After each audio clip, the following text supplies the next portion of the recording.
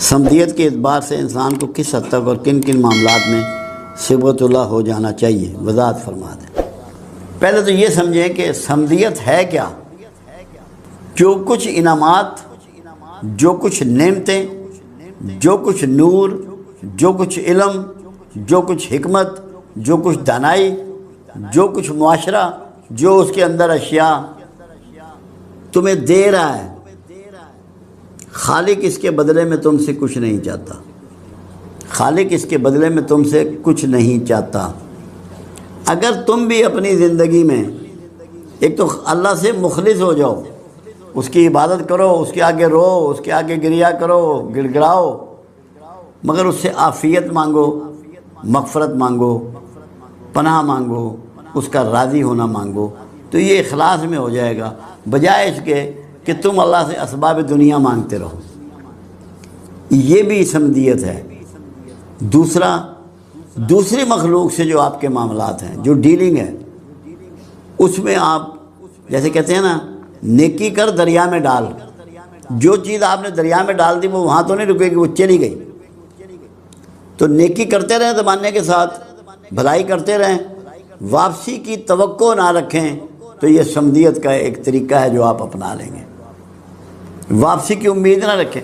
اس سے تین امیدیں انسان رکھتا ہے، اس سے تعریف کی امید رکھتا ہے، اس سے دعاؤں کی امید رکھتا ہے، اس سے کسی معاوضے کی امید رکھتا ہے۔ تینوں میں سے کسی قسم کی امید جس کے ساتھ بھلائی کرے، نیکی کرے، اس کو قوت دے، طاقت دے، بیماری میں کام آئے، مفلسی میں کام آئے، اس سے ان تینوں میں سے کوئی امید نہ رکھے۔ یہ سب سے بڑی سمدیت ہے جس کو ایک انسان اپنا سکتا ہے۔ دوسری سمدیت یہ ہے کہ کوئی چیز کسی سے مانگے نہیں، کسی مخلوق سے ڈیمانڈ نہ کرے، طلب نہ کرے، یہ بھی سمدیت ہے۔ اپنی نیند کو کم کر دے، یہ بھی سمدیت ہے۔ کیوں؟ اللہ تو سوتا ہی نہیں، مگر آپ کم کر کے سمدیت کے قرب میں پہنچ جائیں گے کہ آپ نے نیند چھوڑ دی۔ آپ کھانا کم کر دیں، اللہ نہیں کھاتا، آپ اس کے قریب پہنچ جائیں گے کہ آپ نے سمدیت اختیار کر لی کہ فاقے میں رہنا، روزے سے رہنا آپ نے پسند کیا۔ سونا کم کر دیں، بولنا کم، اللہ تو بولتا ہی نہیں، خاموش رہتا ہے، چند دفعہ بولا ہے جو ریکارڈ میں ہے، ورنہ تو وہ تو کام چلا رہا ہے اور کام کیے جاتا ہے۔ بولنا کم کر دیں، یہ آپ سمدیت کے قریب ترین ہو جائیں گے۔ مکمل سمدیت صرف اللہ کو جائز ہے اور اللہ کو زیبا ہے۔ کوئی مخلوق مکمل سمدیت اختیار نہیں کر سکتی۔ کیوں؟ پیدا ہی بے بس کی گئی ہے۔ آپ زندہ ہیں مگر آپ کے سانس اللہ کے اختیار میں ہیں، جب چاہے کھینچ لے۔ سورہ اخلاص کی پیش کردہ توحید کو آپ نہیں پہنچ سکتے، کیونکہ ہم نے جتنی گڑ مڑ کی ہوئی ہے اللہ کے معاملے میں وہ ربوبیت میں کی ہے۔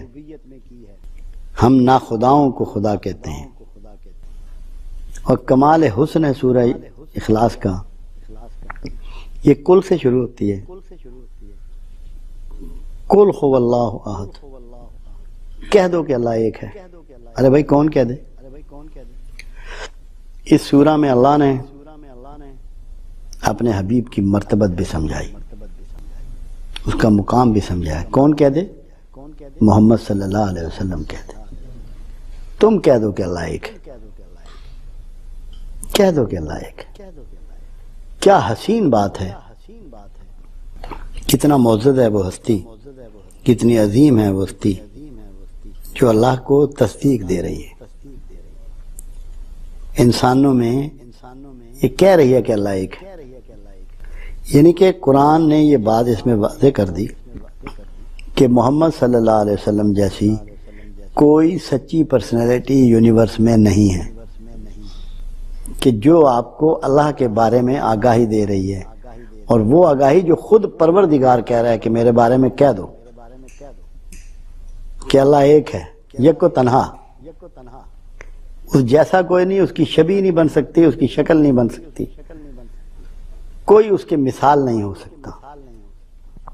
آپ کو پتہ ہے کہ جتنی ہندوؤں کے ہاں ان کی وید ہیں وہ بھی آسمانی صحائف ہیں، اس لیے کہ ان سب میں رسول اللہ صلی اللہ علیہ وسلم کا بھرپور اور مکمل تعارف موجود ہے، تصدیق موجود ہے، تاریخ موجود ہے۔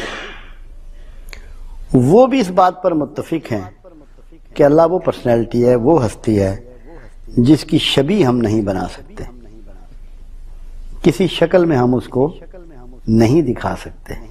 اسی لیے اتنا بڑا کوڈ رکھا گیا کہ اللہ کے رسول صلی اللہ علیہ وسلم کے علاوہ کسی نے اللہ کو نہیں دیکھا۔ روحوں کی شکل میں تو ہم سب نے دیکھا اس وقت تو وہ سامنے تھا۔ جب ہم نے کہا کالو بلا کہ تو ہے، اگر سامنے نہ ہوتا تو کالو بلا کا لفظ نہ آتا۔ اس کے بعد صرف رسول اللہ نے دیکھا، اور یہ آج تک صیغہ راز میں ہے کہ کس شکل میں دیکھا، کس حیثیت میں دیکھا، کوئی نہیں جانتا۔ جس کو آپ اس حد تک نہیں جانتے اس کی شبیہ نہیں بن سکتی۔ وہ تنہا ہے، تنہا رہتا ہے، تنہا رہنے کا عادی ہے۔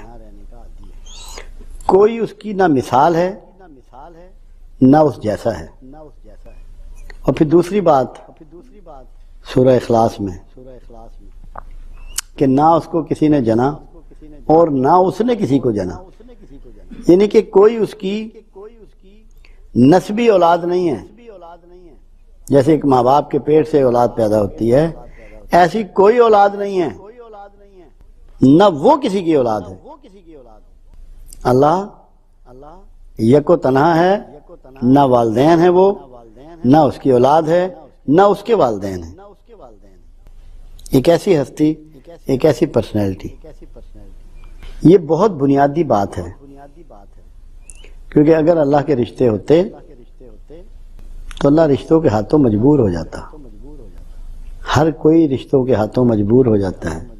یہ ایسی مامتا ہوتی ہے، یہ ایسی محبتیں ہوتی ہیں، یہ ایسی چاہتیں ہوتی ہیں، اولاد کی، خون کی اتنی تڑپ اور لگن ہوتی ہے کہ انسان اس کے چنگل سے نہیں نکل سکتا۔ آج ہم بے شمار خامیاں، خرابیاں، غیر قانونی حرکات، غیر قانونی آمدن، ان محبتوں کو پورا کرنے کے لیے کرتے ہیں۔ بھلے اپنی زندگی ہم داؤ پہ لگا دیں، اپنی عزت داؤ پہ لگا دیں، اپنی عاقبت بھی داؤ پہ لگا دیں۔ اللہ ان چیزوں سے آزاد اور مبرہ، نہ اس کے والدین نہ وہ کسی کا ماں باپ، تاکہ کوئی بلیک میل نہ کر سکے اسے۔ ہم تو اپنی اولاد کی وجہ سے بلیک میل ہو جاتے ہیں۔ اللہ آزاد ہے، بالکل آزاد۔ غلامی اللہ کفوا احد، قل هو اللہ احد اللہ الصمد۔ یہاں اللہ نے قرآن میں واحد جگہ ہے جہاں صمدیت کا حوالہ دیا ہے۔ پورے قرآن میں لفظ صمد کہیں اور نہیں ہے، صرف ایک دفعہ آیا ہے۔ صمدیت کا مطلب ہوتا ہے بے نیاز ہونا۔ کیا ہماری ویلفیئر سے اللہ بے نیاز ہے؟ کیا ہماری بہتری اسے مطلوب نہیں ہے؟ کیا ہماری فلاح نہیں چاہتا؟ ہماری تو فلاح چاہتا ہے، ہماری بہتری چاہتا ہے، ہم پہ رحم کرنا چاہتا ہے، فضل کرنا چاہتا ہے۔ اس سے بے نیاز نہیں ہے، اس بات سے بے نیاز نہیں ہے کہ وہ آپ کو دینا چاہتا ہے، آپ کو سنوارنا چاہتا ہے، آپ کو خوشگوار زندگی میں دیکھنا چاہتا ہے، صحت مند دیکھنا چاہتا ہے، اطمینان والی زندگی آپ کی دیکھنا چاہتا ہے، آپ کو اپنی زندگیوں میں کامیاب دیکھنا چاہتا ہے۔ کیونکہ اللہ سے زیادہ کون آپ سے پیار کرے گا جس کی آپ مخلوق ہیں؟ اللہ آپ سے بے پناہ محبت کرتا ہے، وہ آپ کی طرف سے بے نیاز ہے، آپ سے بے نیاز نہیں ہے۔ آپ کی بہتری اور بھلائی تو ہر وقت چاہتا ہے، 24 آور کاؤنٹر پہ کھڑا ہوا ہے کہ میرے بندو مجھے پکارو، میں تمہاری سنتا ہوں، میں تمہیں دوں گا۔ اگر اپنی جانوں پہ ظلم کر بیٹھے ہو، مجھ سے توبہ کرو، مجھ سے معافی مانگو، میں تمہیں معاف کروں گا اور ہر گناہ معاف کر دوں گا۔ اور ظلم کر بیٹھے ہو تو میرے رسول کے پاس جاؤ، کیوں نہیں جاتے اس کے پاس کہ اس سے کہو کہ تمہارے لیے بخشش مانگی اور میں تمہیں بخش دوں۔ بخشش کے بہانے ڈھونڈتا ہے۔ ہماری بہتری کا خوگر تو ہے، خواہاں تو ہے، مگر ہماری طرف سے ریٹرن میں بے نیاز ہے۔ ہم بعض اوقات بے نیازی کو بہت مس انڈرسٹینڈ کرتے ہیں۔ وہ کیسے؟ اس لیے کہ جو اس کی نعمتیں ہیں اس نے اپنی بے نیازی کی خاطر اس کا کوئی معاوضہ نہیں رکھا۔ सूरज आपको रोशनी देता है, आपको हरारत देता है, आपको तवानाई देता है, आपकी फसलें पकाता है, आपके समंदरों और दरियाओं से पानी उड़ा कर ले जाता है, को भाप बनाता है, बारिश का सामान करता है, गर्मैश का सामान करता है। कोई मुआवजा मांगता है सूरज आपसे? आप दे सकते हैं सूरज को कुछ? चांद आपकी रात को रोशन करता है, आपकी रातों को ठंडा करता है, आपके मद्दो जदर का बैलेंस करता है, पानी के उतार चढ़ाव के निजाम को चलाता है, आपको रास्ते दिखाता है जंगलों में, सहराओं में, समुद्रों में। उसने कभी कुछ मांगा आपसे? ये प्यारी हवाएं आपसे कुछ मांगती हैं जो आपको ठंड के पहुंचाती हैं? तितलियां कुछ मांगती हैं, फूल कुछ मांगते हैं, दरख्त कुछ मांगते हैं, लहलहाते खेत आपसे कुछ मांगते हैं, परिंदे और चिड़ियां आपसे कुछ मांगती हैं। ये सब आपको फ्री में है, क्योंकि अल्लाह जो इनामात आपको दे रहा है, आपसे उसके रिटर्न में कुछ नहीं चाहता, आपकी तरफ से बेनियाज है, आपसे कुछ नहीं चाहता। आप अल्लाह को दे भी कुछ नहीं सकते। जब तक आप अंदर से अपने आप को चेंज करने के लिए तैयार ना हो, आपकी जिंदगी की डगर नहीं बदलती। क्योंकि असूल ये है, सबसे पहले इंसान की सोच तब्दील होती है। जब उसकी सोच तब्दील होती है, फिर वो उसके मुताबिक इरादे बांधता है, प्रोग्रामिंग करता है, फिर प्रोग्राम तब्दील होता है, फिर तीसरी कैटेगरी में अमल आता है, फिर वो उस प्रोग्राम पे अमल करता है। जब तक सोच ही ना बदले, अंदर फीलिंग ही डेवलप ना हो, तो कभी भी बंदे में तब्दीली नहीं आ सकती। उमर फारूक रज़ी अल्लाह ताला अन्हु जब तलवार लेके दारे अरकम की तरफ आ रहे थे, और उसकी दरवाजे की जो एक वो गैप जो होता है, उसमें से लोग उनको देख रहे थे, और रसूलुल्लाह सल्लल्लाहु अलैहि वसल्लम से फरमा रहे थे कि या रसूलल्लाह, उमर आ रहा है नंगी तलवार लिए हुए। फरमाया आका ने कि आने दो, क्योंकि अल्लाह के रसूल को पता था कि इसकी सोच बदल चुकी है, इसकी सोच बदल चुकी है। उसके बाद इरादा बदलना था, और फिर इरादा बदला, और फिर सारी कैफियत बदली। जब तक आपकी सोच तब्दील नहीं होगी, आपका अंदर तब्दील नहीं होगा, भले आप सारा दिन काबे में पड़े रहें। अबू जेल सारा दिन काबातुल्लाह के अंदर सोया रहता था, यहां फर्क नहीं आया तो प्रोग्राम में भी फर्क नहीं आया।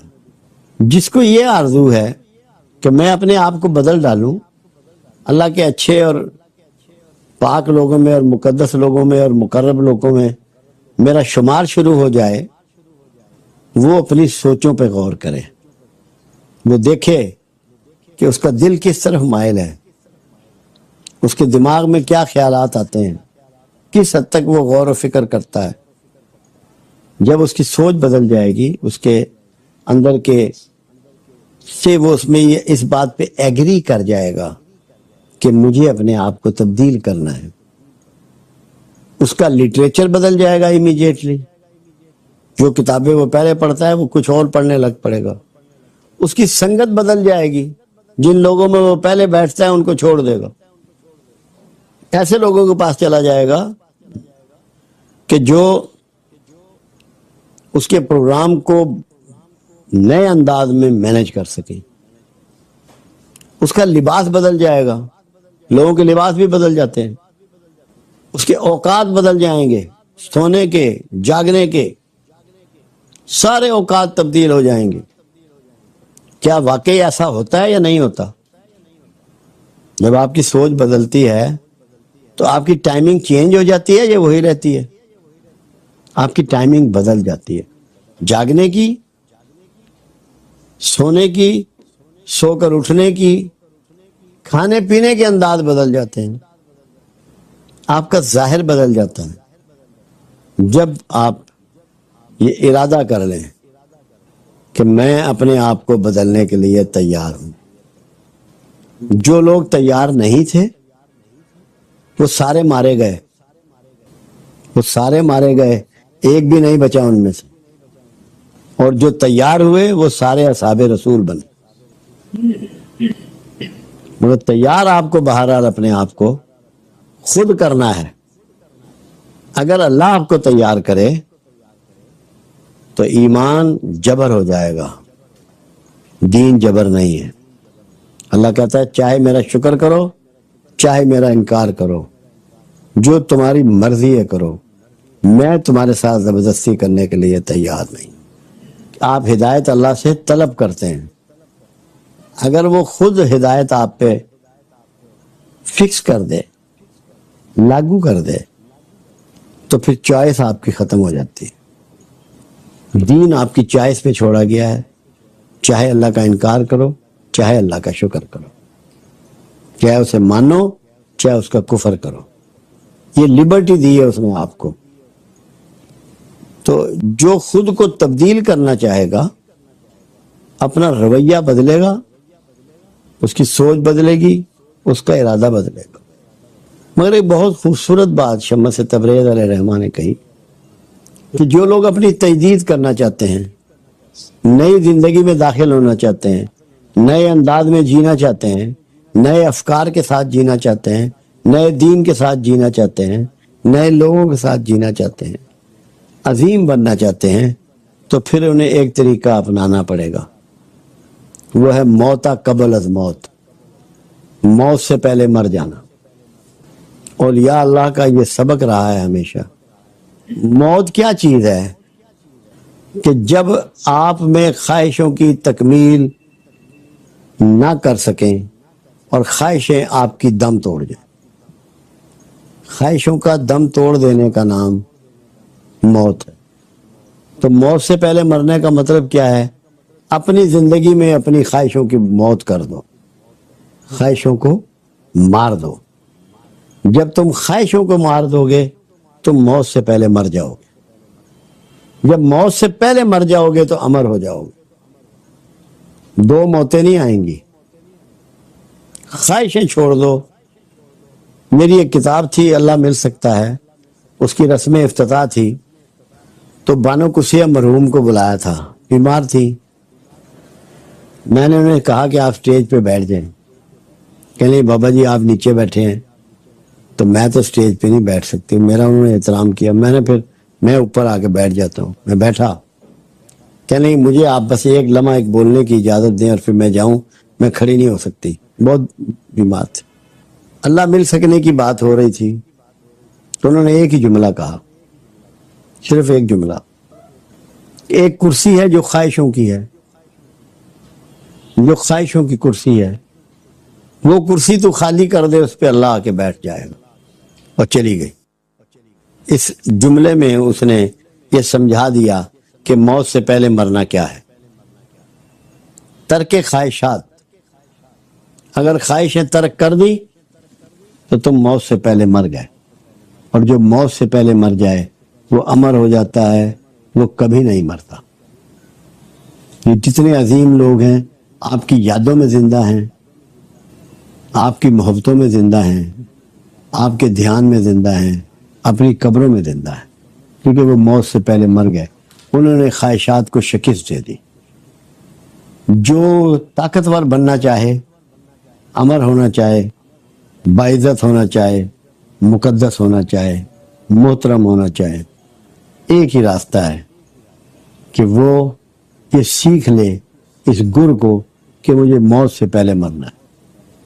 اللہ کرے یہ بات آپ کے سمجھ میں آ جائے، اور آپ جو خواہشات کے غلام بنے ہوئے ہیں نا، جس کو قرآن کہتا ہے کہ خواہش نفس کی پوجا میں لگ گئے ہیں ہم لوگ، لفظ پوجا قرآن نے اس کو استعمال کیا ہے، اس سے آپ نکل جائیں۔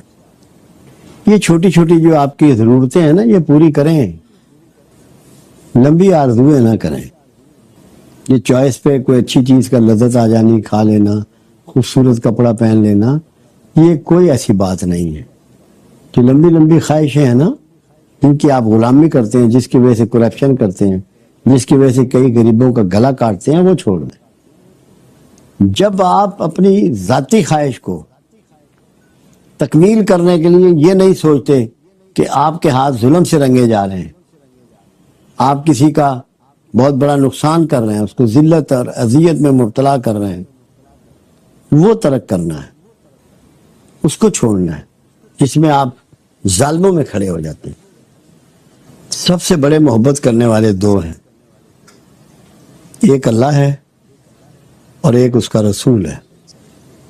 اللہ نے اپنا تعارف ہر جگہ رحمان الرحیم کے طور پہ کرایا اور اپنے رسول کا تعارف رحمت للعالمین کے طور پہ کرایا۔ جب آپ ان دونوں سے جڑ جائیں گے تو یقیناً آپ میں محبت پیدا ہو جائے گی، اور ان کی محبت کو پروان چڑھایا انسانوں میں انہیں اولیاء اعظام نے، جن کو لوگ عرف عام میں صوفی کہتے ہیں۔